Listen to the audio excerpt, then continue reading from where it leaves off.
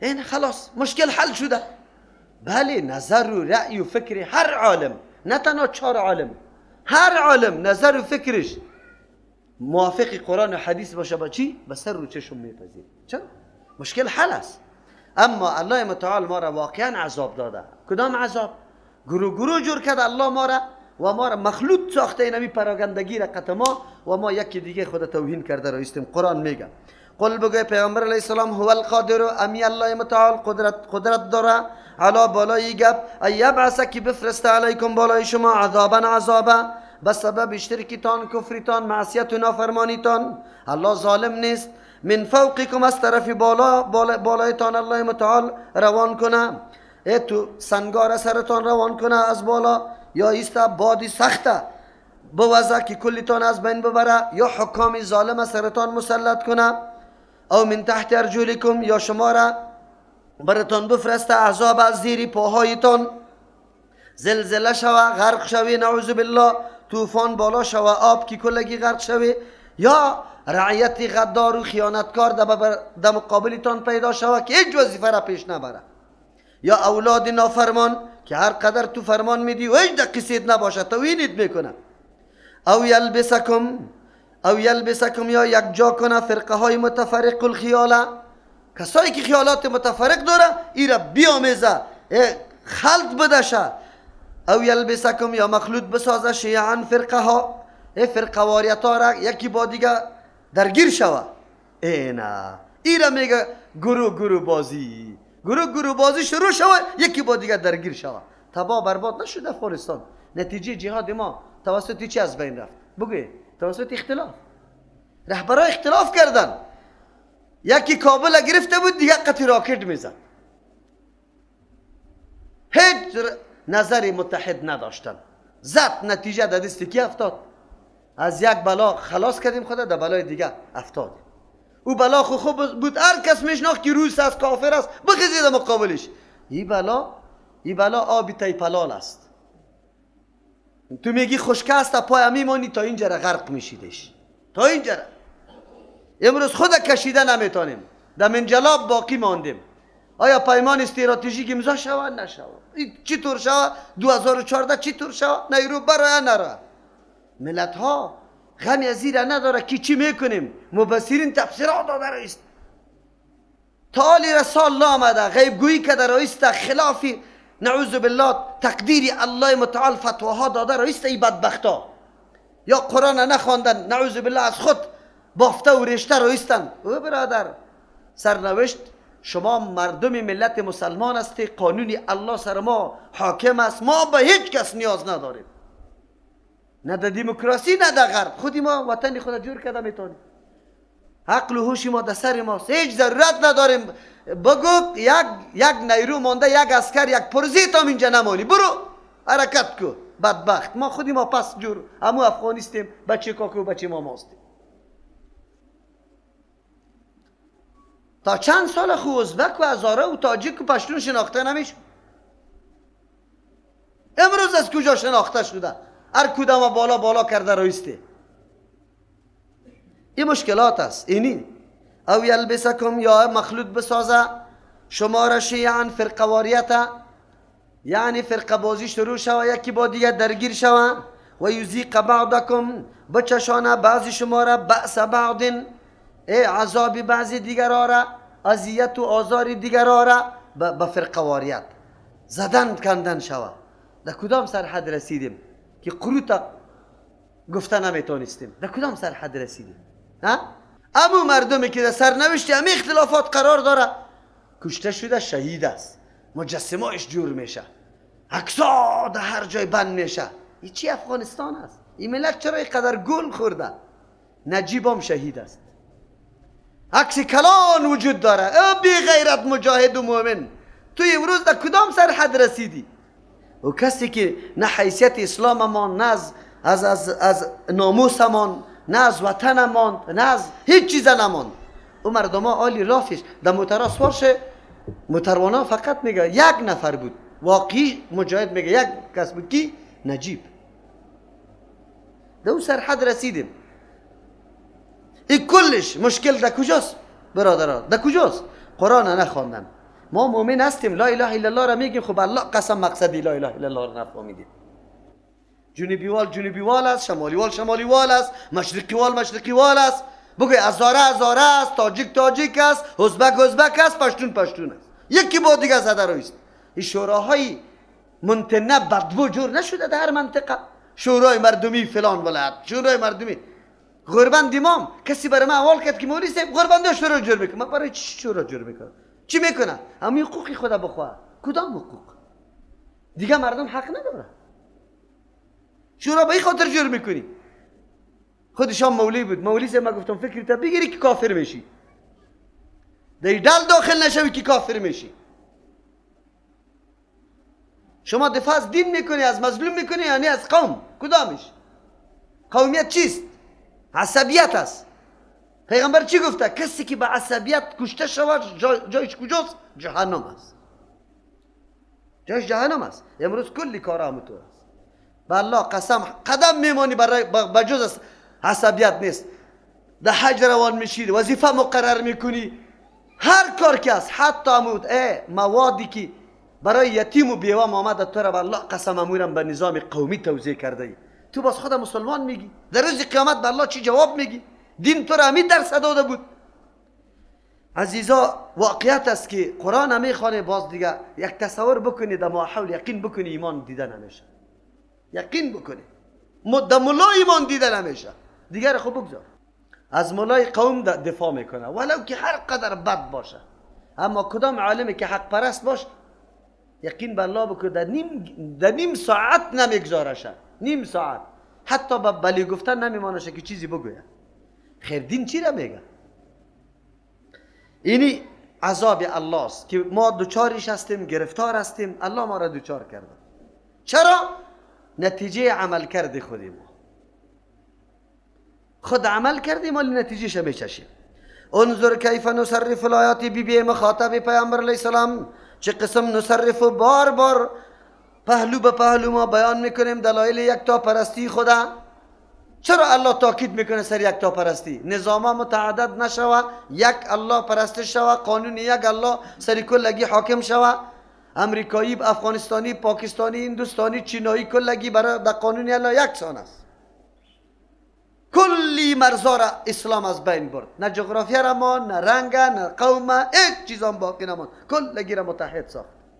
در مجلس پیامبر صلی الله علیه و سلم صاحب و بلال و بگوی سلمان کلگی در یک مجلس پیغمبر بود. هیچ تفاوتی وجود ندارد. اسلام آمد که مردم توده ها را جمع کنه. امروز اسلام ما سبب تفرق اختلاف کردیم. برای تو نگفتم ژاپنی ها اسلام می آوردن، اندونزی ها می گفت شافی شوه، هندوستانی ها می گفت اونجا دو مردم زیاد بودن میگه، هندوستانی ها می گفت حنفی شوه. اون مردم گفت که ما خو از یک بلا از او بلا گریخته آمدیم که در اسلام امن پیدا کنیم، شما ما را در این بلا میگه نه بریم در مسلک خود همون بود پرستی ما خوب است. نعوذ بالله. انظر کیف نصرف الآیات، بی مخاطب چه قسم ما بار بار گوناگون بیان میکنیم دلایل یکتا پرستی خدا. لعلهم یفقهون، این نکته ها را هر کس درک کرده نمیتونه. لعلهم به خاطری که مردم یفقهون از فقاهت از زیرکی کار بگیره، بسیار دقیق متوجه شوه که عذاب الله چه قسم به قوما داخل شده. عذاب الله نیست امروز بالای سنت رسول الله در مسجد چی میشه؟ حمله میشه. سنت پیغمبر توهین میشه، تحقیر میشه. از دستی چی؟ از دستی مذهب پرستی. عالم تو میفهمی که مذهب پرستی تو در کجا؟ مردم در خانه عبادت الله توهین و تحقیر میشه. همینجا جوانای ماست از اوزه آمد در کدام جای دیده که در مسجد ولچک انداخته شده باشه به دستا؟ جرمش چی بوده؟ شراب خورده، سود خورده، زنا کرده، لواطت کرده، دزدی کرده، چی کرده؟ بگوی رفع الیدین کرده. آمین بزرگ گفته. باز خود شما افغانستانی ها قطع عربستان قطع تعلقه بکنی، مقاطعه بکنی، آجی تانم روان نکنی. قطع عربستان بالکل مملکت اسلامی نگوی. چرا وام آمین بالجر میگه و رفع الیدین میگه؟ حماقت در کجا رسیده که یک آمر حوزه، یک آمر جنایی، این بدبخت ها اینقدر گپه نمیفهمه، اینقدر فکر نمیکنه که خو اگر این حرام و ناروا باشه اینقدر مملکت ها خمی کار میکنه و خیر حرام و ناروا میکنه. الله عقل از پیش از یا گرفته، بالله قسم. خود نمیدانه شما باور بر الله بکنی اعمالی است که آدم در کفر میرسونه. چرا که توهین به احترامی مسجد الله را میکنی، توهین به احترامی سنت رسول الله را میکنی. از دستی کی؟ از دستی اینمی ملا، اینمی ملای کی شخص پرست، اینمی ملای مذهب پرست که الله را پرستش نمیکنه، پیغمبر نمیگه. امام ابو حنیفه رحمه الله را سجده میکنه، نعوذ بالله. در مذهب ایمان است، در مذهبی تو نباشه. تو کدام مذهب داری؟ خوی فقاهت کار داره. این نکته ها را هر کس درک کرده نمیتونه. و کذب به قومک و هو الحق، نسبت دروغ کرد به این قرآن کریم یا به او عذابایی که خودشان تو برشان میگفتی که سعی کنه توحید الله را بپذیره که عذاب الله میآید. تکذیب کرد به این قرآن کریم یا به این عذاب قومک، قوم تو، و هو الحق، در حالی که وقوع عذابم درست است، یا و هو الحق، اینمی قرآن کریم بالکل کتاب درست است. قل بگوی پیغمبر علیه السلام لستو علیکم بوکیل. دو مطلب داره. اگر مراد از پیشش آمدن عذاب باشه که پیغمبر بیم میداد مردم میگه کجاست عذاب مذاب وجود نداره. الله میگه تکذیب کرد عذاب. بازه برات میگه که امو عذاب اگر است چرا نمیاری سر ما مخالفت هستیم، ما را زود تباه کو. الله با پیغمبر میگه قل بگوی پیغمبر علیه السلام لستو بگو که من نیستم علیکم بالای شما با آوردن عذاب بوکیل متصرف. من خود سری آوردن عذاب مقرر نیستم، عذاب در اختیار الله است. هر وقت که الله بخواه سرتان میاره. از من مطالبه میکنه عذاب من نمیارم. الله وعده کرده که کسی مخالفت دینش میکنه عذاب روان میکنه. یک ترجمه است. و کذب به قومک، نسبت دروغ کرد به قرآن کریم قوم تو، کتابی که واقعا مکمل مشتمل با تمام حقایق و واقعیت های انسانی، زندگی انسانی، سبب نیکبختی خوشحالی تمام بشریت است، لیکن این قوم توی را تکذیب کرد و هو الحق، در حالی که بالکل درست است. قل بگوی پیامبر علیه السلام که درست است، خیر ما چرا ایمان نمیاریم؟ ما وظیفه ما فقط رساندن است، ایمان آوردن سری شما وظیفه من نیست که جبر بکنم که شما حتما ایمان بیاری، کاری من نیست. ما مسئولیت خود ادا میکنم، الله با امرای دلیل حق روان کرده، حالی او طرف کار شماست، میپذیری نمیپذیری کار شماست. قل بگو پیامبر علیه السلام لستو نیستم علیکم بالای شما بوکیل، مقرر اختیاردار نیستم که شما حتما ایمان بیارید. لکل نبأ، بله برای هر واقعه، برای هر عذاب و خبر که الله بر ما بیان کرده مستقر، جای قراریش است، قرارگاهش است در علم الله متعال، در وقت وادش روان میکنه. خب لیکن شما در چند روزی که تاخیر شده عذاب الله براتان نمیاد، اینطور فکر نکنی که عذاب الله نمیاد. و سوف تعلمون، زود است که باز بدانه انجام و عاقبتتانه. حالی خب بالا خیز میزنه، وقتی که عذاب الله آمد باز معلوم میشه، آشنا میشه قطع عذاب الله که چی رقم است عذاب الله. و اذا رأیت الذین یخوضون فی آیاتنا، بله بزرگترین چیز که انسان بدبخت میسازه ما حول نادرست است، ما حول نادرست. مردمای خیلی عزتمند با پرده، با حجاب، متدین، نمازخوان، اینطور متدین آمدن کوچ کردن، آمدن در یک محیط ناسالم نعوذ بالله که اونجا همه ببند و باریست. سبا دخترش میبینی که قلوج میبره، نه سطر است نه پرده است. از بعضی دیهاتا که در کابل آمده، وقتی که همسایه دیهاتی سابقیشان بیاد نمیشناسه که کدام این دختری کیست، این زنی کیست، خودی مردکه را نمیشناسه، دیگه اوار دیگه حالات است. قرآن کریم ما را میگه که نه، از ما حول نادرست و ناسالم خودداری کنیم، به خاطری که انسان تباه و برباد میسازه.